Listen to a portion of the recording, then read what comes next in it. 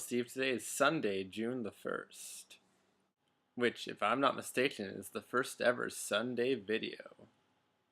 In reality, this Sunday video is just a delayed version of my Friday video. For you see, on Friday I left early at 10 a.m. and didn't return home until 4 p.m., but then left it in at 5 p.m. and did not return home until about 1:30 a.m. And then I woke up at 6 a.m. on Saturday for a golf tournament. So I spent the entire morning golfing on Saturday, and then I went and taught a math review at work, and eventually I didn't return home until after midnight. I woke up early again on Sunday and had a full packed schedule of a day. So basically, a video was impossible until this very moment. I like your idea of doing a Monday, Wednesday, Friday video order. That should make things pretty consistent and allow us to watch the videos and think about what we want to put into our next one. Now, since my Friday video is late coming to you, you can do your next video either on Monday or Tuesday. I'll be ready for Wednesday no matter what. So it's now time to kick off June with a new and improved Rad Bromance scheduling. Since your last video on Thursday, every single series in the NHL and NBA playoffs will come to a close. And that means that the matchups are set for the Stanley Cup playoffs and the NBA Finals. In the East Finals, a valiant effort by the Montreal Canadiens fell just short of the Stanley Cup Finals. I correctly predicted that the Rangers would win the series, and I believe I said in 6 games, which means I got it perfect. You unfortunately got the series incorrect.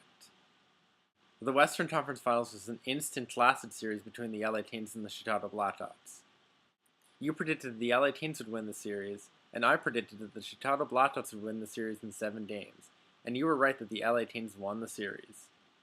The Chicago Blackhawks fought their way back from a 3-1 series deficit, but unfortunately for them, in Game 7, a fluky goal in overtime ended their season. So now for my prediction for the Stanley Cup Finals. And for my prediction, I'm going for a certain trend to continue. In both rounds 1, 2, and 3, the LA Kings won their series in 7 games. And my prediction is much the same. The LA Kings win the Stanley Cup in 7 games. Which, if I'm not mistaken, would be the first team to ever win the Stanley Cup playing the maximum 28 games possible. Now that would be a feat fit for a king. The NBA Finals is a rematch from last year's classic series between the Miami Heat and the San Antonio Spurs. And I'm predicting the San Antonio Spurs to win this series. Last year was a crushing loss to them, and they spent the entire season upset about that loss and really looking for some vengeance. There are 3 teams that I've been cheering for at different points of this NBA playoffs: the Dallas Mavericks, the Portland Trail Blazers, and the Oklahoma City Thunder. And the San Antonio Spurs crushed the dreams of all those teams. In fact, a lot of their wins this playoffs have been by a blowout margin. So even though the Miami Heat have LeBron James, I think that the San Antonio Spurs are just too good and win this series quickly in 5 games. As they do happen to be coached by the greatest coach in NBA history, Greg Popovich. So I look forward to watching both the Stanley Cup Finals and the NBA Finals. Both of these sports provide something different to pay attention to. The NHL playoffs are a truly unpredictable event. Any of the 16 teams that make the playoffs could make it all the way. And those levels of parity and true unexpected results make the NHL playoffs a very exciting time. The best teams, or the teams with the greatest players in the world, aren't necessarily the ones that take home the Stanley Cup. With the grinded out style of hockey and each game being separated by 1 goal, it allows any team at any moment to come out, work hard, and take any series. And that's truly what hockey is, the ultimate warrior's sport. Winning the Stanley Cup is all about who wants it more, who's willing to sacrifice more, and getting a lucky bounce every now and then. That moment when the Stanley Cup is given out is truly the greatest sporting moment out there. No other trophy can even come close. As for the NBA playoffs, it's a true display of greatness.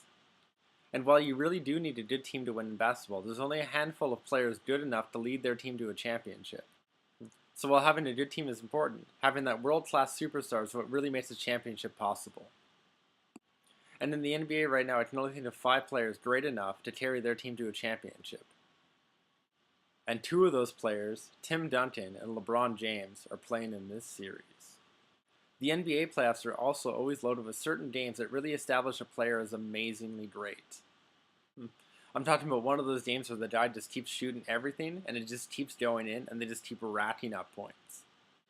And through that effort that leads their team to victory and leaves you, the viewer watching, going, I just witnessed something amazing.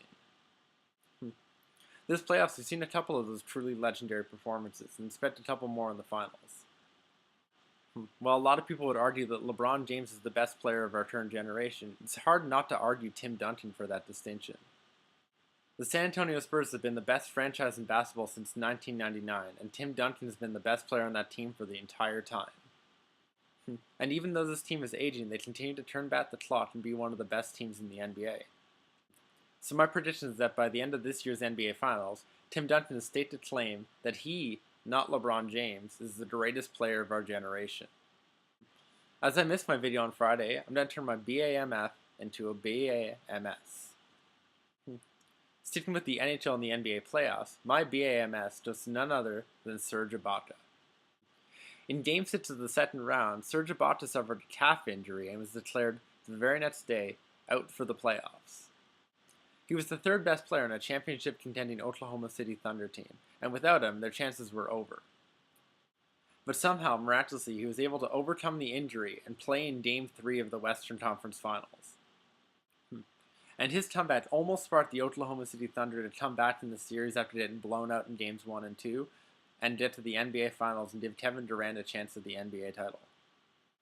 But unfortunately for them, they just fell a little bit short to a really great San Antonio team. When asked about how he was able to recover so miraculously from the injury, he had two simple answers. God and ice. Which is truly one of the most epic answers ever. And his comeback created one of those great moments that I'll remember for years to come. So for somehow finding a way to come back from an injury that should have ended a season, I'm giving the Badass Award to Serge Ibaka. Finally, on to Battleship. Your last shot was another hit. Considering the fact that your previous two ships were horizontal, I'm going to make a prediction that your next ship is vertical. So my next shot is D5. I'm just hoping for the news that I sunk your spy ship.